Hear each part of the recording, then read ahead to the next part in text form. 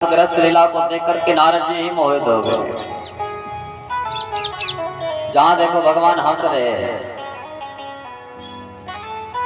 लेकिन उस गृहस्थ से नारद जी 6 सूत्र लेकर के और इन 6 सूत्रों को प्रत्येक सद गृहस्थी को अपने जीवन में उतारना चाहिए। पहला सूत्र लिया, भगवान अमृत वेला में उठते हैं, सूर्योदय से पहले उठते हैं और उस समय भगवान अमृत वेला में उठ करके जब ध्यान लगाते हैं तो चिंतन करते हैं, इस समय कोई भक्त मुझे पुकार तो नहीं रहा है कि उस काल को हमारे यहाँ संध्या का काल माना है। भगवान सूर्य जब अस्ताचल की ओर जाते हैं वो समय और प्रातः जब सूर्य उदित होने वाले हों उससे पहले का जो समय संध्या का समय है, क्योंकि वहां रात को विराम दिया जा रहा है और प्रातः सुबह होने जा रही है, तो संधि है वहां रात और दिन की। तो प्रातः और सांझ जब सूर्य अस्ताचल की ओर चलते हैं, दिन का विराम और रात्रि का प्रारंभ, तो वो भी संधि का समय है, जिसको संध्या का।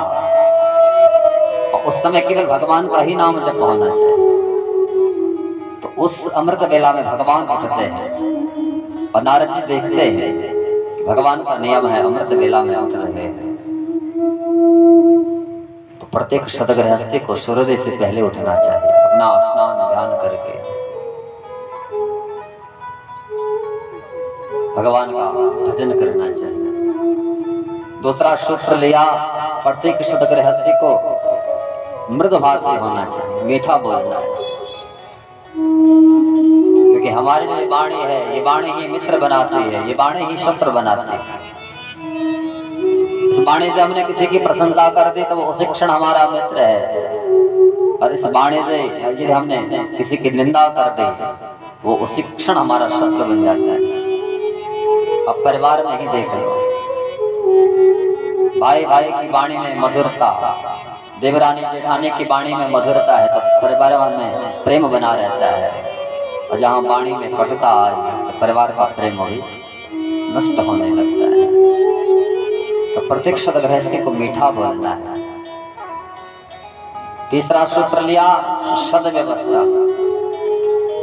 ये जिम्मेदारी सौंपी स्त्रियों को, क्योंकि स्त्री को गृहिणी कहा है, घर में काम धाम कर रही है, अचानक लाइट चली जाए, बिजली चली जाए, तो तुम्हें पता होना चाहिए मैंने माचिस कहाँ रखी है, मैंने कैंडल कहाँ रखी है, और कहीं आपको पता ही नहीं है जो वस्तु आज यहाँ पर है कल वहाँ दिखने वाली नहीं, न जाने कल कहाँ चली जाए। तो रात्र के अंधियारे में भटकते रहोगे, कहीं ठोकर लगी, तो जो वस्तु जहाँ है उसको वहीं रहने दो, इसका जहाँ पर स्थान है वहां से हिलनी नहीं चाहिए, नहीं मिलनी चाहिए, ऐसी सदव्यवस्था। तीसरा सूत्र लिया, समय का सदुपयोग। चौथा सूत्र, समय का सदुपयोग। पहला सूत्र है सूर्योदय से पहले उठना, दूसरा सूत्र है मृदुभाषी बनना, तीसरा सूत्र है सदव्यवस्था, और चौथा सूत्र है जो समय आज मिला है समय दोबारा मिलने वाला नहीं है, इसलिए समय का सदुपयोग। आज हम यहाँ बैठ करके कथा गा रहे हैं, आप सुन रहे हैं, ये कथा कल नहीं मिलेगी, कल तो इस समय हम अपने पहाड़ की ओर चल रहे होंगे।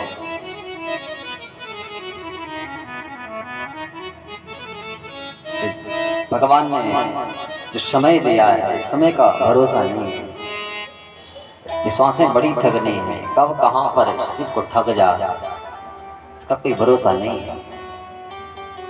तो जितना समय मिला है उसका सदुपयोग करो।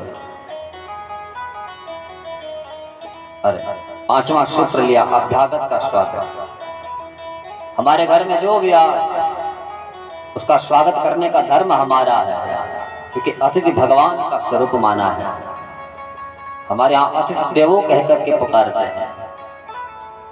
हमारे घर में कोई भी आ गया वो अतिथि है, भगवान का स्वरूप है, चाहे उस समय हमारा शत्रु ही हमारे घर में क्यों ना आ जाए, उस समय हमारे अंदर ये भाव नहीं होना चाहिए तो शत्रु है। नहीं, हमारे घर में आया है, उसको जल का पान कराना, भोजन पवाना, ये हमारा धर्म है। उस समय वो भगवत तुल्य है। और हमने तो देखा है यहाँ आप सभी लोगों के अंदर बड़ा आतिथ्य सत्कार, ऐसी भावना हम तो चाहते हैं प्रत्येक सदगृहस्थी के जीवन में। हम जिसके भी घर में गए, यहाँ जो आदर सम्मान आप लोगों ने दिया है, ऐसी भावना प्रत्येक के घर में होनी चाहिए। छठवां सूत्र लिया, हम अपनी रसोई में जो भी पकाते हैं सबसे पहले भगवान को उसका भोग लगाना है। बोले उससे क्या होगा? बोले उससे होगा ये कि हमारे घर में कभी मीट मांस नहीं पके, हमारी रसोई कभी अपवित्र नहीं होगी, क्योंकि हमारे अंदर भाव रहेगा कि हम यहाँ जो भी पका रहे हैं उसको सबसे पहले अपने प्रभु को निवेदित कर रहे हैं। इसलिए हमारे घर में कभी अमक्षा भक्ष नहीं होगा, हमारी रसोई हमारा घर सदैव पवित्र रहेगा। इसलिए ये 6 सूत्र प्रत्येक सदगृहस्थी को अपने जीवन में उतारना चाहिए। तो नारद जी इन 6 सूत्रों को लेकर के गए हैं। आगे यहाँ राजस्व यज्ञ का वर्णन है। पांडवों के अंदर भाव आया कि हमें राजस्व यज्ञ करना है। सभी राजाओं को तो पराजित कर चुके हैं, लेकिन एक जरासंध है जिसको पराजित नहीं कर पाया। तो भगवान के पास में आए, भगवान ने कहा बिना जरासंध को पराजित किए हुए तुम राजस्व यज्ञ नहीं कर सकते। तो भगवान वहां भीम और अर्जुन को लेकर के जरासंध के पास में आए, ब्राह्मण का स्वरूप बनाया और जरासंध को पुकारा। जरासंध जैसे बाहर आया, जरासंध ने कहा कि क्या चाहिए? तो भगवान कहते हैं कि युद्धम नो देहि राजेंद्र, युद्धम नो देहि राजेंद्र, द्वंद्वशो यदि मन्यसे। कहा करे राजा हमें युद्ध चाहिए। जरासंध ने जब देखा ब्राह्मण का स्वरूप लेकर के आए हैं और मांग क्या रहे हैं? युद्ध। जरासंध के अंदर भाव है ब्राह्मण नहीं हो सकते। पूछो कौन हो तुम? ब्राह्मण कभी युद्ध नहीं मांगता, ब्राह्मण तो शांति चाहता है। इसका मतलब तुम ब्राह्मण नहीं हो सकते, तुम स्वरूप बदल करके आए हो। तो भगवान अपने वास्तविक स्वरूप में प्रकट हुए। और जरासंध ने जब भगवान को देखा, कहा करे कृष्ण तू मुझसे युद्ध मांग रहा है, तो जो युद्ध छोड़ करके भाग गया था। हाँ, मैंने तुझे रण छोड़ नाम दिया, तेरे साथ क्या युद्ध करूंगा? इसलिए स्पष्ट मना कर दे कि मैं तेरे साथ युद्ध नहीं कर सकता। भगवान ने कहा मेरे साथ नहीं कर सकता, लेकिन भीम के साथ तो कर सकता है। बोले हाँ भीम बलशाली है। तो भीम के साथ भगवान ने जरासंध का युद्ध करवाया। मार मार करके जरासंध ने भीम की नस-नस ढीली कर दी। भीमसेन ने भगवान को कहा कि प्रभु तुमने मुझे कहां फंसा दिया? भगवान ने भीमसेन को कहा कि जब उस जरासंध के साथ लड़ता रहेगा ना, उस समय मुझे देखना। तो पूर्व काल में युद्ध भी नियम से होते थे। जैसे सूर्य अस्ताचल की ओर गया, युद्ध विराम। तो रात्रि में जब विश्राम कर रहे थे तो भगवान ने भीम को कहा कि भीम जब अगले दिन लड़ेगा मुझे देखना। तो अगले दिन जब युद्ध हुआ, भगवान ने घास का तिनका उठाया, उस तिनके के 2 भाग किए। मानो भीमसेन को संकेत दिया हो कि जरासंध के 2 भाग करो। तो जब युद्ध हुआ तो जरासंध ने वही किया, यहाँ भीम ने वही किया। जरासंध को धरती पर लेटा दिया, उसके शरीर के 2 भाग कर दिए। लेकिन कुछ देर बाद वो दोनों भाग फिर जुड़े और फिर खड़ा हुआ, फिर मार मार करके भीमसेन की नस-नस ढीली हो गई। भगवान की ओर देखते हैं अब क्या करें। भगवान ने कहा चिंता मत कर। फिर घास का तिनका उठाया, उसके 2 भाग किए, एक बायां भाग दाईं ओर फेंका, दायां भाग बाईं ओर फेंका। भीमसेन को संकेत दिया इसके शरीर के 2 भाग कर दक्षिण भाग को वाम भाग की ओर फेंक दे, विपरीत दिशा उनकी बना दी। तो भीमसेन ने जब जरासंध के शरीर को चीरा है, उसके 2 भाग किए, बायां हिस्सा दाईं ओर, दायां हिस्सा बाईं ओर फेंका। फिर वो दोनों आपस में जुड़े नहीं, क्योंकि जरासंध का जन्म 2 माताओं के गर्भ से, आधा हिस्सा एक माँ के पेट से और आधा हिस्सा एक माँ के पेट से हुआ है। उसको जोड़ा गया है, तब जाकर जरासंध का वो स्वरूप बना है, इसलिए उसको विपरीत दिशा में फेंका, फिर वो जुड़ा नहीं। और तब वापस आए, जरासंध के कोष को खोला, वहां का जो धन था वो सारा का सारा धन लेकर के, उसके मुकुट को लेकर के पांडव जब वापस आए तो तब यहाँ रासयुग प्रारंभ होने लगा, व्यवस्थाएं वहां बांटने लगी। भगवान ने पांडवों को देखा, सबसे पहले युधिष्ठिर को देखा, मन में भाव आया परिवार का बड़ा है, इतना दिव्य आयोजन कर रहा है, तो युधिष्ठिर को कहा कि यहाँ न जाने कितने लोग आएंगे, इसलिए दरवाजे पर रहना है, सबका सम्मान तुम्हें करना है। देखिए हम सब कुछ सिखा रहे हैं, गृहस्थ में रह करके हमको कैसे जिम्मेदारियों का वहन करना है। तो जब कभी हमारे घर में कोई कौतुक हो, कोई उत्सव हो, कोई आयोजन हो, मेहमान आते हैं, तो उनका सम्मान करने का जिम्मा परिवार का जो मुखिया है उसका। कई वहां पर हम अपने छोटे से बालक को खड़ा कर दें कि भैया उनको लेकर के आ, वो भी सोचेंगे हमारी यही इज्जत रह गई। इसलिए भगवान सिखा रहे हैं परिवार का मुखिया वहां पर होना चाहिए। इसलिए युधिष्ठिर को कहा कि तुम्हें दरवाजे पर रहना है, जो आएगा उसको उसका सम्मान तुम्हें करना है। अर्जुन की ओर देखा, अर्जुन से कहा कि अर्जुन यहाँ जितने भी देवता आएंगे, संत महात्मा आएंगे, ब्राह्मण आएंगे, उनको कहाँ रहना है, कैसे रहना है, उनकी व्यवस्था कैसे होगी, इस वक्त तेरा जिम्मा। तो वो व्यवस्था वहां भी अर्जुन को सौंपी। भीम की ओर दृष्टिपात किया, भगवान के मन में भाव आया थोड़ा मोटी बुद्धि के, इसलिए खाते प्रेम से हैं तो खिलाएंगे भी प्रेम से, इसलिए द्रौपदी के साथ रसोई में भेज दिया कि जब वहां संत ब्राह्मण देवता भोजन पाएंगे तो उनको पवाने का जिम्मा द्रौपदी के साथ तुम्हारा, क्योंकि द्रौपदी तो गृहिणी है, वो जब भोजन बनाएगी अपने हाथों से, तुमको वहां बांटना है, सबको वो भोजन पवाना है। नकुल और सहदेव को कहा कि वहां यहाँ यज्ञ होगा, उस यज्ञ में चरु की आवश्यकता होगी, हवन की जो समुदाय हैं, जो लकड़ियां हैं, उनकी आवश्यकता होगी, ये सारा जिम्मा तुम्हारा। जंगल में जाकर के कहां से समुदाय लानी है, ये सब तुम्हें देखना है।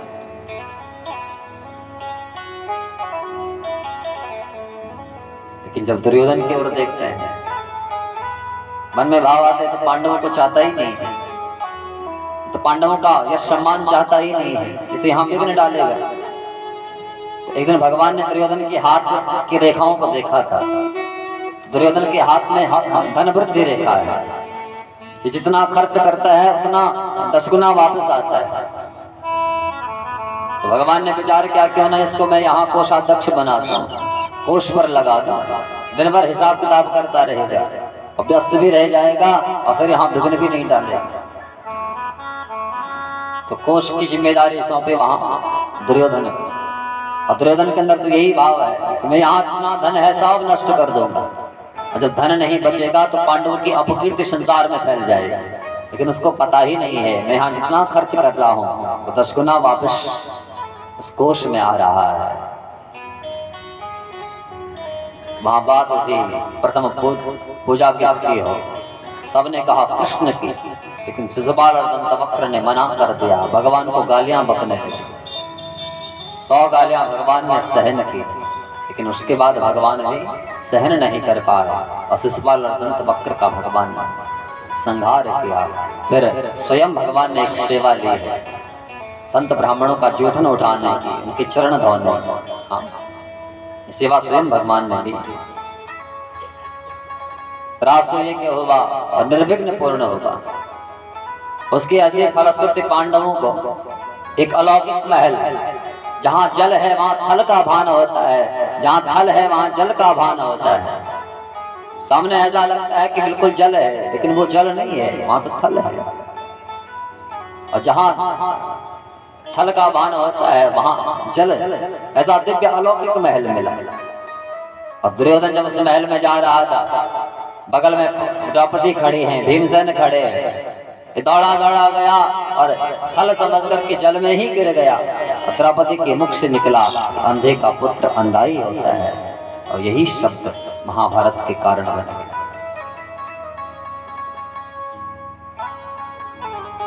सुखदेव स्वामी कहते हैं कि परीक्षित, इस प्रकार भगवान ने पांडवों के का वो राष्ट्रयज्ञ निर्विघ्न पूर्ण किया है। आगे यहाँ भगवान के परम मित्र श्री सुदामा जी का पावन चरित्र है। लेकिन दुनिया ने सुदामा जी के चरित्र को ऐसा दरिद्री बना रखा है। लेकिन भागवत जी को यदि आप पढ़ेंगे, जिसने भागवत जी को पढ़ा हो और सुखदेव जी की वाणी को जिसने सुना हो, सुखदेव जी ने एक भी जगह सुदामा जी को दरिद्र नहीं कहा। भले ही सुदामा जी अपने आप को दरिद्र मानते हैं, लेकिन सुखदेव जी ने कहीं नहीं कहा। आज भजनों के माध्यम से लोगों ने सुदामा जी के चरित्र को ऐसा बना दिया है, जबकि यहाँ सुखदेव जी सुदामा जी के लिए विशेषण दे रहे हैं। कितने सुंदर विशेषणों का प्रयोग कर रहे हैं कि कृष्ण शासी सखा कश्चित्, कृष्ण शासी सखा कश्चित् ब्राह्मणो ब्रह्मवित्तमः विरक्त इंद्रियार्थेषु प्रशांतात्मा जितेन्द्रियः। ये सुदामा जी का परिचय है भागवत जी, और यहाँ कहीं दरिद्र शब्द है ही नहीं। और फिर भी लोगों ने कैसा सुदामा जी का वो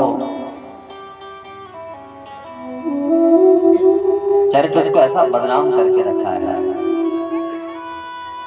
सुखदेव जी कहते हैं कि वो सुदामा है कैसे, जो भगवान के मित्र हैं। गुरुकुल में जिनके साथ मिलन हुआ, भगवान के परम सखा बने। कृष्ण शासे सखा कश्चित् ब्राह्मणो ब्रह्मवित्तमः। ब्राह्मण तो है, लेकिन केवल ब्राह्मण नहीं है, ब्रह्मवित्तमः, ब्रह्मवेत्ता है, जिसने भगवान को जान लिया। तो विचार की जिसने भगवान को जान लिया वो दरिद्री हो सकता है? कभी नहीं हो सकता। पहला विशेषण है। दूसरा विशेषण विरक्त, जिसके जीवन में विरक्तता की भावना है। जो विरक्त है वो कैसे दरिद्री हो सकता है?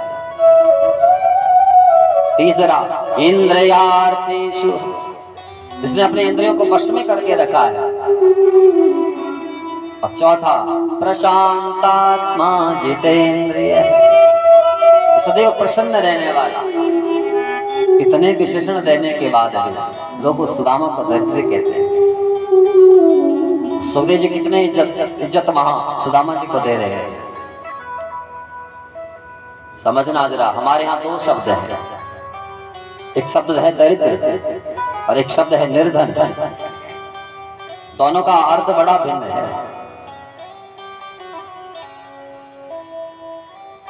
दरिद्री वो है जिसके जीवन में सब कुछ है, और सब कुछ होने के बाद भी उसके जीवन में असंतुष्टता है, उसको दरिद्री कहा। सुदामा जी के जीवन में कुछ नहीं है, लेकिन फिर भी प्रसन्न है। और दूसरा है निर्धन। निर्धन का अर्थ है जिसके जीवन में अभाव है।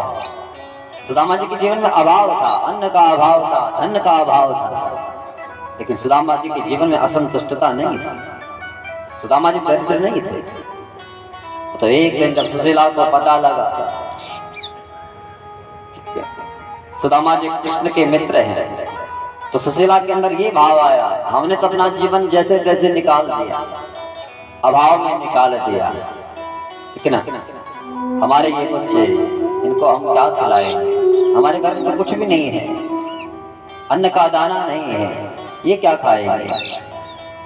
तो एक दिन सुदामा जी के पास में आया, कहा कि स्वामी मैंने सुना है तुम्हारे मित्र द्वारिकाधीश है, द्वारिकाधीश भगवान की जय। सुदामा जी ने कहा देवी वो तो है। तो सुशीला कहते हैं कि क्या आप उनके पास जाना नहीं चाहते हो? अरे आप उनके पास जाएंगे ना, वो हमारी इस निर्धनता को देखेंगे, और जब हमारी निर्धनता तुम्हारा वो द्वारिकाधीश वो देखेगा तो हमारे जीवन में खूब अन्न धन देगा। और सुदामा जी तो स्वाभिमानी है, अपनी पत्नी को कहते हैं कि मैं अपने उस मित्र के पास में जाऊं और उससे कुछ मांगू। कहा कि देवी मैं मांग नहीं सकता, मैं तो स्वाभिमानी ब्राह्मण। सुशीला को पता है ये वहां भगवान को से मांगेंगे, लेकिन कहा कि प्रभु क्या अपने मित्र से मिलन की उत्कंठा तुम्हारे अंदर नहीं जगती? गुरुकुल से आए तब से अपने मित्र से नहीं मिले, तो क्या अपने मित्र से मिलना नहीं चाहते हो? सुदामा जी ने कहा कि देवी मिलना तो चाहता हूं।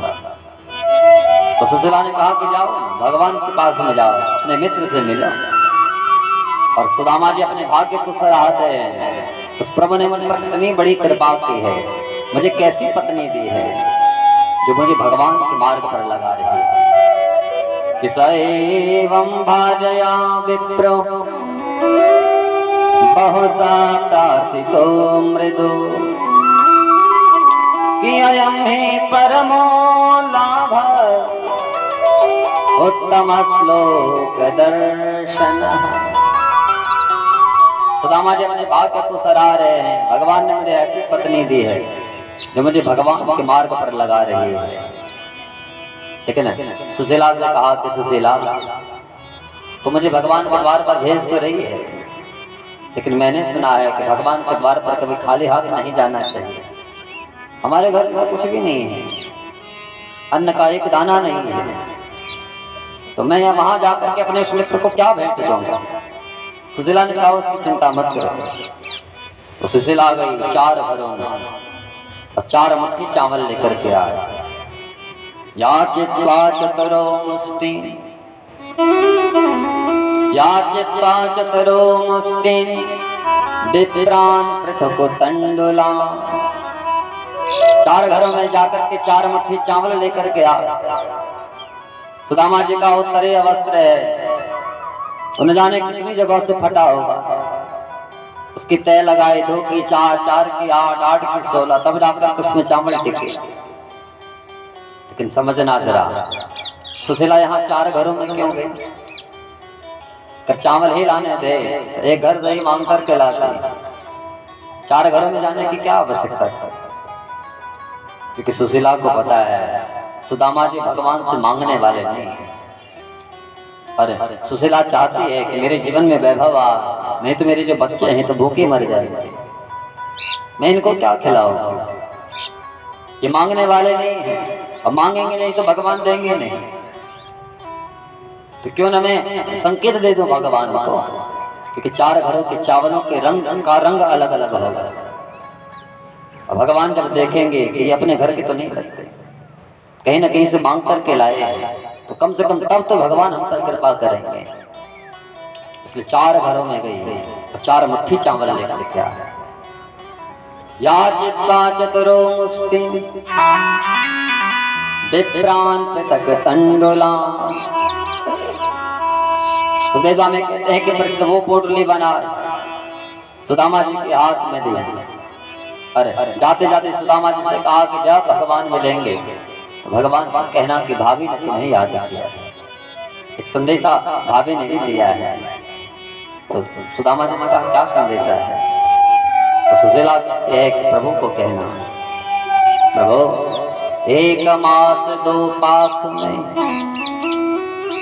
1 मास 2 पाख में 2 एकादशी हो, सो प्रभु दीन दयाल ने नित प्रतिदिन मो।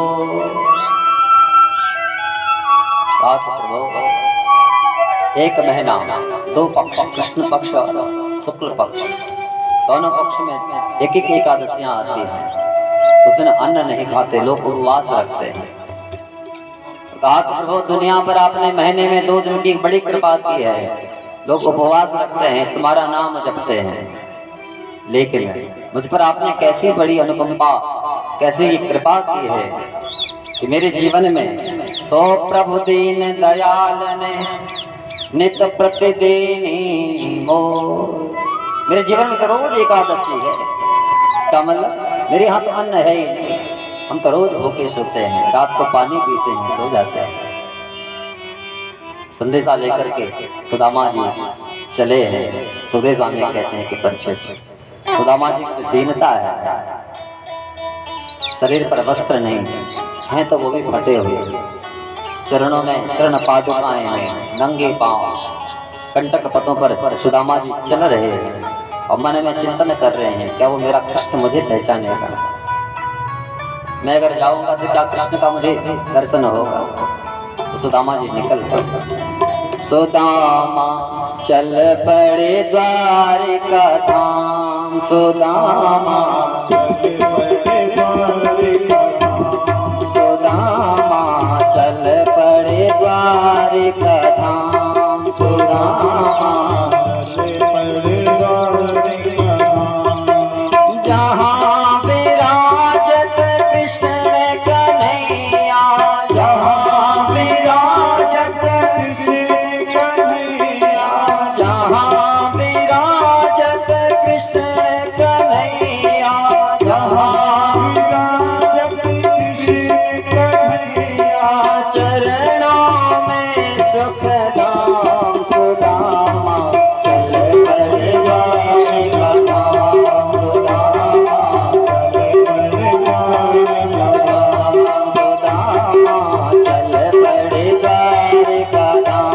सुदामा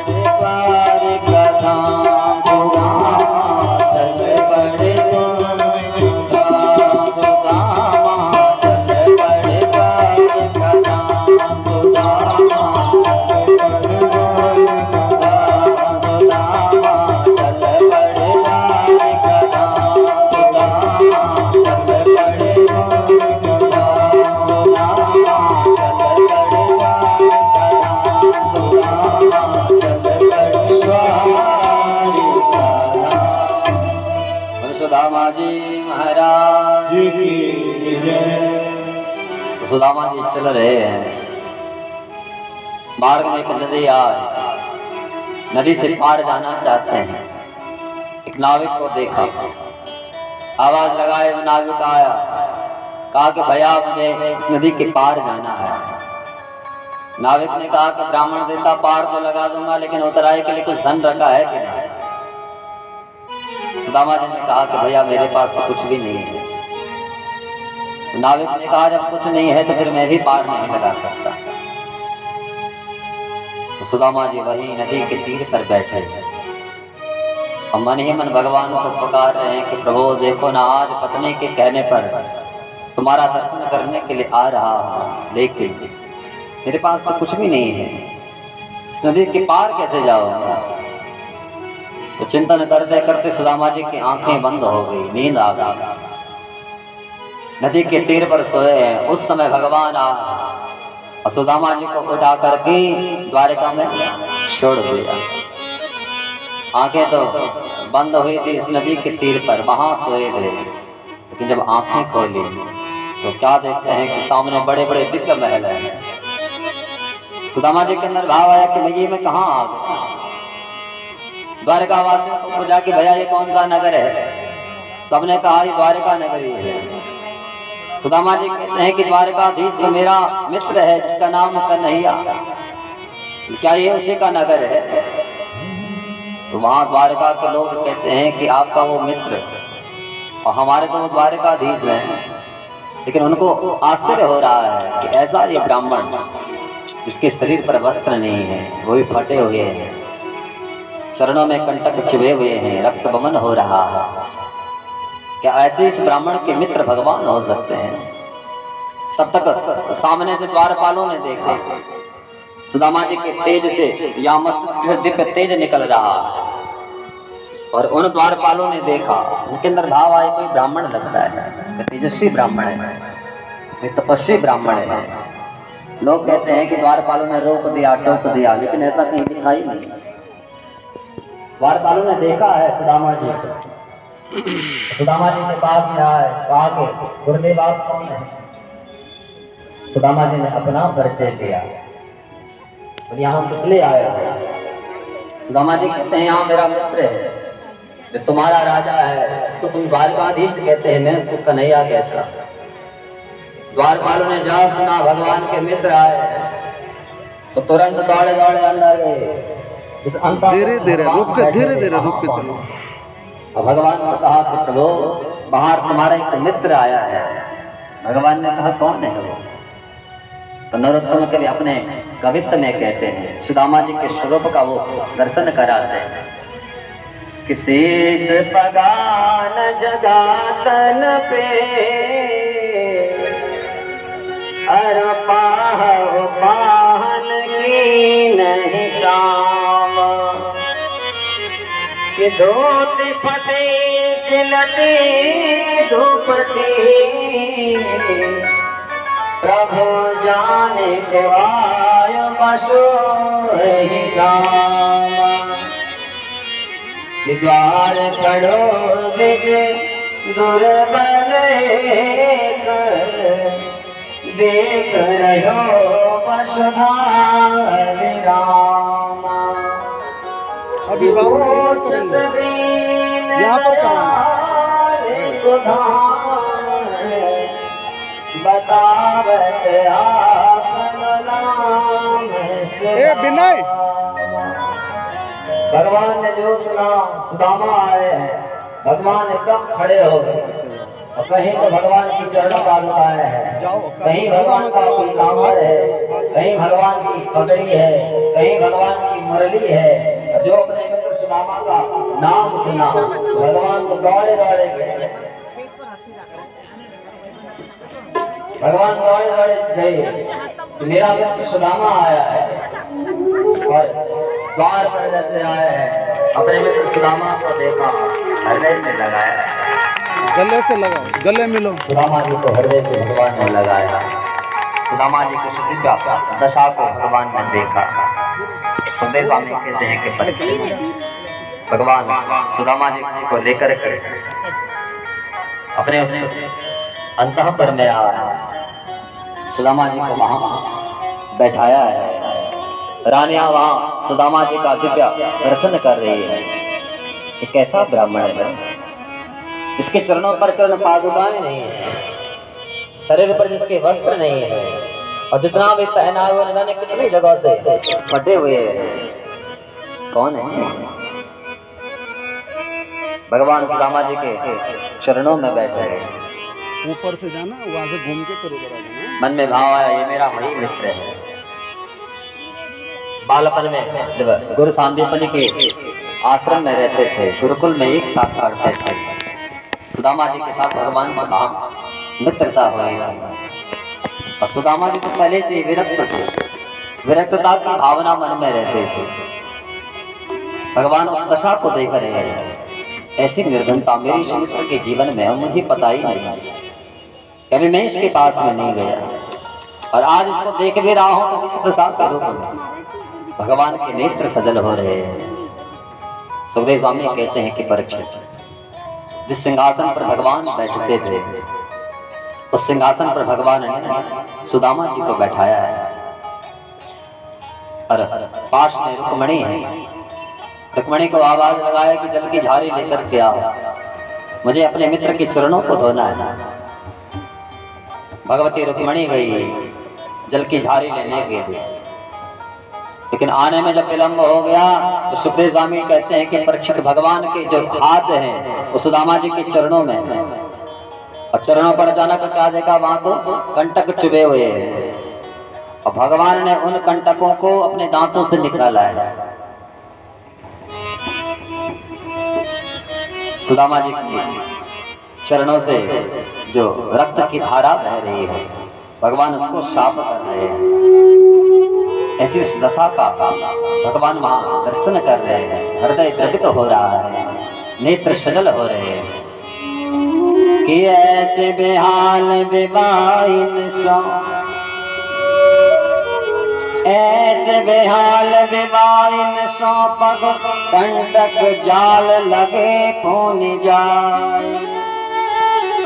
कि हाय महा दुख पायो सखा तुम, आए इते न किते दिन खोए। कि देखी सुदामा की दीन दशा, करुणा करके करुणा निधि रोए। पाने परात को हाथ छुयो नहीं, नैनन के जल सो पग धोए। भगवान ने रक्त की वो धारा देखी, चरणों से वो रक्त की धारा बह रही है, नेत्र इतने सजल हो गए, रुक्मणी को आने में विलंब हो गया और भगवान ने अपने नेत्रों के जल से ही सुदामा जी के चरणों का प्रक्षालन कर दिया, चरण धो दिए। नेत्रों से वो धारा बही है और उस धारा में भगवान ने सुदामा जी के चरणों का प्रक्षालन कर दिया, चरण धो दिए। रुक्मणी जल की झारी हाथ में ही रह गई। भगवान का नाम प्रेम ऋषि ब्राह्मण के कौन है? भगवान ने चरणों का प्रक्षालन किया, सुदामा जी के को नए वस्त्र पहनाए, पूजन किया और उस चरणामृत का पान किया है, सुदामा जी की आरती उतारी। बाद में सुदामा जी को प्रसाद पवाया। रात्र में बैठे थे और अपने गुरुकुल की वो याद दिलाए, अरे सुदामा, क्या उस दिन की याद है जिस दिन जंगल में लकड़ियां लेने के लिए गए थे, वर्षा आ रही थी, गुरु माता ने चने दिए थे खाने के और मेरे हिस्से के चने भी तुम्हारे पास में थे और तुम मेरे हिस्से के चनों को चबा रहे थे और उस समय तुम्हारे जो दांत है ना वो बज रहे थे। अब मैंने तुझे पूछा था कि मित्र क्या हो गया, लेकिन उस समय तू मुझसे कहता है कि यहाँ तो बहुत ठंड है ना, इसके दांत बज रहे हैं, लेकिन ये नहीं कहा कि तेरे हिस्से के चनों को खा रहा है। भगवान चर्चा कर ही रहे थे, सुदामा जी ने आंखें दिखा दी, कहा करे यहाँ तेरा इतना बड़ा परिवार है, इस बात को केवल तू जानता है और मैं जानता था, तो क्या यहाँ मेरी खोल पट्टी सबसे खुलवाएगा, सबके सामने खुलवाएगा। इतना जब भगवान को सुदामा जी ने आंखें दिखाई तो तो उसके बाद भगवान ने वो चर्चा की ही नहीं। लेकिन भगवान जानते हैं आज सुदामा जी के जीवन में जो निर्धनता आई है ये उसी के कारण आई है। उस समय मेरे हिस्से के चने खा लिए थे और उसके कारण ये निर्धनता भोग रहा है, ऐसा अभाव इसके जीवन में है। सुखदेव स्वामी कहते हैं कि परीक्षित रात्रि में विश्राम किया, कई दिन सुदामा जी वहां द्वारिका में रहे, खूब भगवान के साथ संभाषण किया। एक दिन यहाँ सुदामा जी के अंदर भाव आया, बहुत दिन हो गए, द्वारका में खूब रह लिया, अब अपने नगर के लिए चलो। तो भगवान के पास में कहा कि मित्र अब मैं अपने सुदामापुरी के लिए निकलो। तो भगवान ने रोका भी नहीं, हाँ फॉर्मेलिटी भी नहीं की कि मित्र 2-4 दिन यहीं रुक जा। भगवान ने कहा जो तुम्हारी इच्छा। लेकिन जाते जाते जो भगवान ने पीताम्बर पहनाया था, कहा कि मित्र मेरा पीताम्बर वापस दे दे। तो सुदामा जी ने वो पीताम्बर निकाला, भगवान को वापस दिया है। लेकिन इससे पहले की जो घटना है, परीक्षित कहते हैं कि गुरुदेव भगवान ने सुदामा जी को वो अलौकिक वैभव कैसे दे दिया, उसकी तो चर्चा करो। तब कहते हैं कि एक दिन जब भगवान सुदामा जी के साथ संभाषण कर रहे थे, उस समय भगवान के अंदर भाव आया। सुदामा जी से पूछा कि मित्र तू जब गुरुकुल में रहते थे, तेरे अंदर तो ऐसी भावना थी कि विरक्त रहना है, तो क्या विरक्ति है कि विवाह भी किया? सुदामा जी ने कहा विवाह तो किया है। भगवान ने कहा विवाह किया है तो फिर तो भाभी ने मेरे लिए कुछ दिया होगा। सुदामा जी ने भगवान के दिव्य वैभव को देखा और मन में भाव आया, भाभी ने दिया तो है लेकिन क्या 4 मुट्ठी चावल, इसका ये अलौकिक वैभव, मैं क्या लाया हूँ 4 मुट्ठी चावल। तो सुदामा जी को वहां संकोच होने लगा। जो सुशीला ने जो पोटली दी है बांध करके छुपा रहे हैं, भगवान जानते हैं, तो बड़ा संकोची है, स्वाभिमानी है, देने वाला नहीं है। एक बार की गलती के कारण इतनी निर्धनता भोग रहा है, तो आज भी नहीं देगा तो कहाँ जाएगा। इसलिए यहाँ भागवत जी में लिखा है कि भगवान ने स्वयं झपट्टा मारा, स्वयं जहारा। भगवान ने स्वयं वो पोटली खींची और उस पोटली से 1 मुट्ठी चावल भगवान ने निकाले और वो खाए। और एक लोक का वैभव अप्रत्यक्ष रूप में सुदामा जी को पता ही नहीं है, और भगवान ने सुदामा जी पर न्यौछावर कर दिया। दूसरी मुट्ठी जब खाने लगे, रुक्मणी ने आंखें दिखा दी। लोग कहते हैं 2 मुट्ठी खाए, लेकिन भागवत जी में 1 ही मुट्ठी का वर्णन है। इति मुस्लिम शकृत जगभा, 1 मुट्ठी, 1 मुट्ठी खा करके भगवान ने एक लोक का वैभव अप्रत्यक्ष रूप में सुदामा जी पर न्यौछावर कर दिया था। दूसरी मुट्ठी खाते ही रुक्मणी ने नेत्र दिखा दिया। मानो रुक्मणी ये कहना चाहती हो कि प्रभु तुम्हारा इतना बड़ा परिवार है, एक लोक का वैभव तुमने वहां सुदामा जी को दे दिया और दूसरे लोग का वैभव उनको दे दोगे तो हम कहाँ रहेंगे? क्या हमारे लिए कहीं व्यवस्था कर रखी है कि नहीं? अथवा शायद रुक्मणी ने इसलिए वो आंखें दिखाए, भगवान बताओ प्रभु ऐसा वो ब्राह्मण हमारे द्वार पर आया है जिसके तुम स्वयं चरण धो रहे हैं, ये कोई सामान्य तो नहीं हो सकता।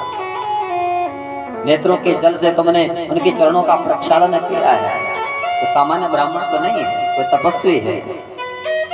इसके चरणों में तुम बैठे हैं, तुम जिनकी आरती उतार रहे हो, जिनका पूजन कर रहे हो, वो अपने घर से प्रसाद बना करके लाए हैं, प्रसाद लाए हैं, तो क्या सारा का सारा प्रसाद आप ही खा जाओगे? यहाँ तुम्हारा इतना बड़ा परिवार है, कम से कम 2-2 दाना सबके हाथ में तो पहुंचाओ।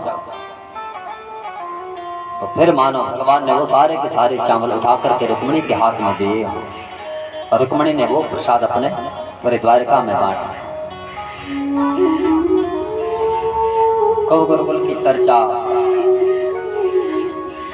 कई दिन होने के बाद सुदामा जी के अंदर जो भाव आया अब जाना चाहिए, विदा मांगी तो कोरी राम राम में भगवान विदा कर रहे हैं। लेकिन जाते जाते भगवान ने कहा करेंगे मेरे यहाँ इतनी रानियां हैं, कम से कम इनको थोड़ा आशीर्वाद तो देते। तो सुदामा जी को बैठाया, और वहाँ सुदामा जी की दृष्टि जब पड़ी तो बहुत बड़ी लंबी लाई। कहा कि कन्हैया ये कौन है? भगवान ने कहा सारी अपनी है। सुदामा जी ने कहा कि मेरा शरीर वृद्ध है, कब तक इनको आशीर्वाद देता रहूंगा, हाथ उठाता रहूं तो हाथ ही कहीं टूट न जाए। इसलिए कृष्ण इन सब का पति तो है, सबका मालिक तो है, इसलिए इन सब के बदले तो ही आ जाए। और भगवान के ही माथे पर सुदामा जी ने अपना हाथ रखा और भगवान को ही आशीष दिया। वो आशीष संपूर्ण द्वारिका को प्राप्त हुआ है, क्योंकि वहां के जो मालिक है वो कृष्ण है। लेकिन जिस समय जा रहे थे सुदामा जी ने कहा कि कृष्ण जब मैं आ रहा था भाभी ने तुझे एक संदेश दिया है। तो भगवान ने कहा कौन सा संदेश है? तो सुदामा जी कहते हैं कि सुशीला ने कहा है कि 1 मास 2 पाक में,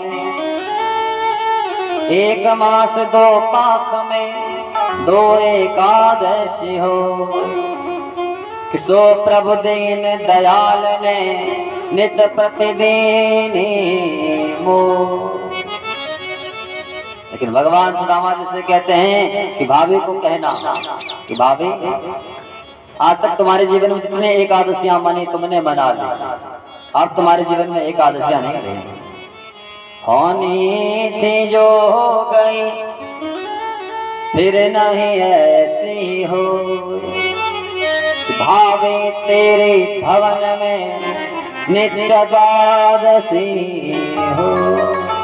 कहा सुदामा जी भाभी को जाकर के कहना आज तक जितनी एकादशियां मना दी, आज के बाद एकादशियां नहीं, आज के बाद आपके जीवन में नित्य द्वादशी हो। क्योंकि द्वादशी के दिन लोग एकादशी का व्रत का पारण करते हैं और खूब पकवान बनाते हैं।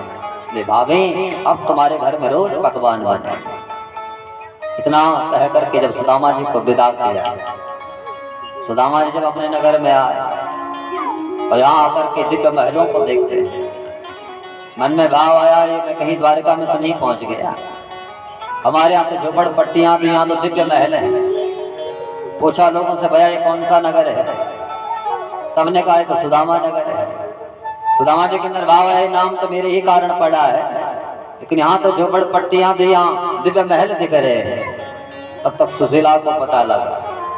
अनेक प्रकार के आभूषणों से अलंकृत सुशीला जब वहां आए, सुदामा जी के चरणों में नतमस्तक हुए, तो सुदामा जी ने पहचाना ही नहीं। कहा कि देवी कौन है यहाँ? तो सुशीला ने अपना परिचय दिया, मैं आपकी पत्नी हूँ। सुदामा जी ने कहा ये वैभव कहाँ से आ गया? इतने दिव्य आभूषणों को पहन करके आए हो, ये कहाँ से मिल गया? तो सुदामा जी के अंदर शंका होने लगी। लेकिन सुशीला कहती है कि तुम यहाँ से गए, कृष्ण यहाँ आए। सुदामा जी कहते हैं कि मैं मान ही नहीं सकता, वो तो मेरे साथ था। और जब उसने विदा किया तो कोरी राम राम में विदा किया।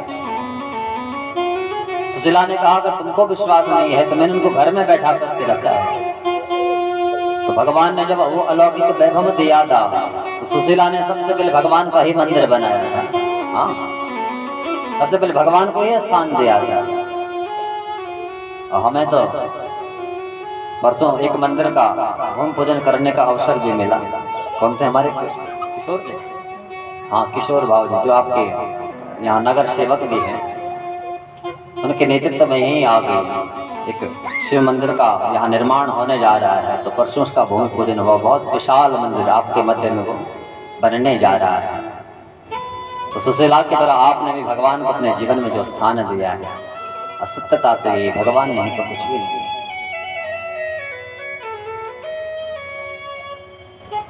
सुशीला लेकर के आए तो भगवान के लिए मंदिर बनाया था, वहां एक मूर्ति रखी है भगवान, उसके सामने सुदामा जी को लेकर के भगवान को पुकारा कि प्रभु मेरे पति मुझ पर विश्वास नहीं कर रहे हैं और आज मेरी रक्षा तुम ही कर सकते हो।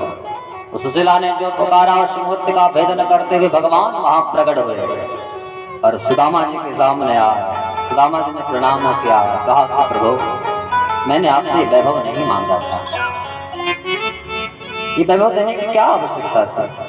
अगर वैभव ही मांगना होता तो मैं उसी समय मांग लेता जिस समय तुम और हम एक साथ पढ़ते थे। हाँ, क्या मुझे पता नहीं था कि तुम भगवान हो? क्योंकि सुदामा तो ब्रह्म वेत्ता है, जिन्होंने भगवान को जान लिया।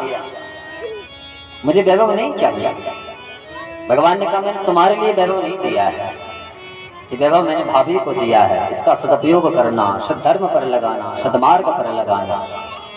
और सुदामा जी को कहा तुम रोज मेरा भजन करो, मेरा चिंतन करो। सुदामा जी ने रोज भगवान का ध्यान लगाया, चिंतन किया।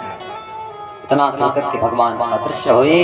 कालांतर में सुदामा जी नित्य भगवान का भजन करते करते अपने शरीर का जब संवरण किया तो भगवान के हित के लोग गए हैं और सुशीला ने उस धन को सदमार्ग पर लगाया है, सद्धर्म पर लगाया है। ये भागवत की ऐसी कथा, इतनी बड़ी कथा आपने सुनी, कहीं सुदामा जी को दरिद्र शब्द मिला? हाँ, कहीं नहीं मिला।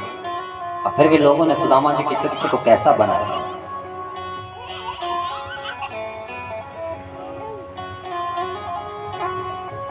कथा ऐसी कथा है, जिस कथा को सुनता है उसके जीवन में कभी निर्धनता नहीं रहती, उसके जीवन में कभी अभाव नहीं रहता। हाँ, भगवान की कृपा सदैव उस पर बनी रहती है। ऐसा सुदामा जी का पावन चरित्र, भगवान जिसके सखा हो, स्वयं भगवान जिसके मित्र हो, वो पर ब्रह्म जिसके जीवन में आया हो, उसके जीवन में दरिद्रता कभी हो ही नहीं सकती। तो ऐसा ही सुदामा जी का पावन चरित्र है। और समय की उतना आदेश नहीं देता, कथाएं तो बहुत है। आगे यहाँ सूर्य ग्रहण की चर्चा है। यहाँ 100 वर्षों के बाद भगवान का गोपों के साथ मिलन हुआ है। भगवान की अध्यक्षता में वसुदेव जी के द्वारा वहाँ यज्ञ किया गया देवऋण से पूर्ण होने के। कि हम सब के जीवन में 3 ऋण हैं, पितृ ऋण, ऋषि ऋण और देव ऋण। पितृ ऋण से ऋण होने के लिए हमको पितरों की मुक्ति के लिए साधन करने होते हैं, श्राद्ध तर्पण आदि जो कर्म है वो करने होते हैं। दूसरा संतानोत्पत्ति करनी होती है, तब जाकर के जीव पितृ ऋण से ऋण होता है। दूसरा ऋषि ऋण, ऋषियों ने रिसर्च करके दिव्य पुराण बनाए हैं, उनका भी हमारे ऊपर ऋण है। श्राद्ध पक्ष में आप देखते होंगे जब ब्राह्मण देवता तर्पण कराते हैं, यहाँ पता नहीं होता है कि नहीं होता, लेकिन हमारे यहाँ पहाड़ों में जब श्राद्ध पक्ष आते हैं 16 दिन, तो पितरों की तिथि पर वहाँ तर्पण किया जाता है प्रत्येक वर्ष में। और वहाँ ऋषियों के लिए भी तर्पण होता है और देवताओं के लिए भी तर्पण होता है। तो इन ऋषियों को तर्पण देने की क्या आवश्यकता है? अपने पितरों के लिए तो होता ही है कि ऋषियों का भी हमारे ऊपर ऋण है। ऋषि उसको कहते हैं जिसने रिसर्च किया है। जैसे आजकल वैज्ञानिक है, वैज्ञानिकों ने रिसर्च किया, सुंदर विमान बनाया, हवाई जहाज बनाया, मोटर कार बनाया, शरीर उन्होंने सुखाया, सुख हम भोग रहे हैं। हाँ, उन्होंने कितनी मेहनत की होगी, कितना परिश्रम किया होगा, और जब तक विमान बन करके तैयार हुआ तब तक वो अपने आप ही पधारे।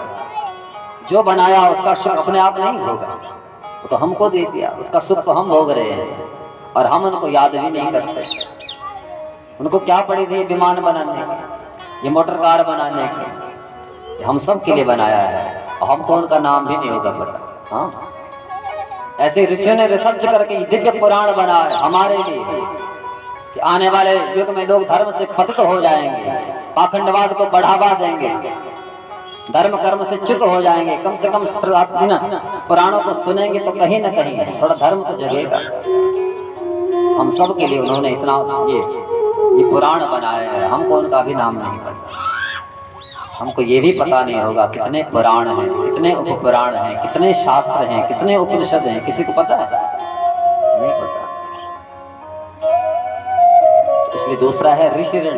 उस ऋषि ऋण से ऋण होने के लिए ऐसे शास्त्रों का श्रवण करना होता है, तब जाकर के ऋषि ऋण से ऋण होता है। और तीसरा है देव ऋण। तो देव ऋण से ऋण होने के लिए यज्ञ पूजा पाठ जब अनुष्ठान करने होते हैं, तब जाकर के देव ऋण से ऋण होता है। तो वहाँ वसुदेव जी 2 ऋण से ऋण थे, ऋषि ऋण से भी ऋण हो चुके हैं, खूब कथाएं सुने। पितृण से भी ऋण हो चुके हैं, पितरों के निमित्त खूब श्राद्ध तर्पण आदि कर्म किए, संतानोत्पत्ति की, लेकिन कभी यज्ञ अनुष्ठान नहीं किया गया।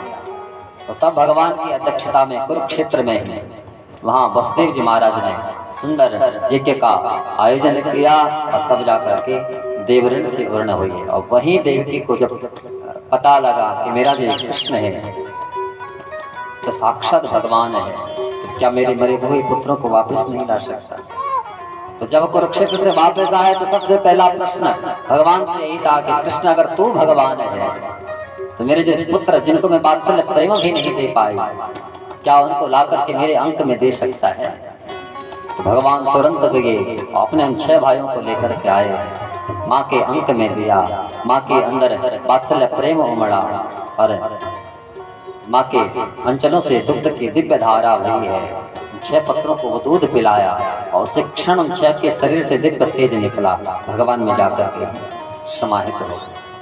भगवान की ही प्रेरणा से अर्जुन के द्वारा वहाँ सुभद्रा का हरण की चर्चा है और सुखदेव स्वामी कहते हैं कि परीक्षित बाद में यहाँ जिस समय प्रलय काल होता है, संसार जलमग्न होता है, उस समय 28 श्रुतियाँ भगवान को जगाते हैं और भगवान की स्तुति गाते हैं कि प्रभु अपने आप को अजित कह रहे हो, लेकिन हमारी दृष्टि में तुम पराजित हो। ये 28 श्रुतियाँ भगवान को पुकारती हैं कि जय जय जय जा मजित दोष विभेत गुणा तमस्यदात्मना समवरुद्ध समस्त भगत अग जगदोकशा मखिल शक्व बोधकते क्वचिद जयात्मना चचरतो नुचरे निगमः। श्रुतियां भगवान को अजित कहकर के पुकारते हैं कि हे अजित प्रभु उठो। भगवान उठते हैं और इनको कहते हैं कि मुझे अजित कह रहे हो, और अजित उसको कहते हैं जो पराजित नहीं होता। भगवान कहते हैं कि मैं पराजित नहीं होता, जब मेरा नाम अजित है फिर मेरी जयकारा क्यों लगा रहे हैं?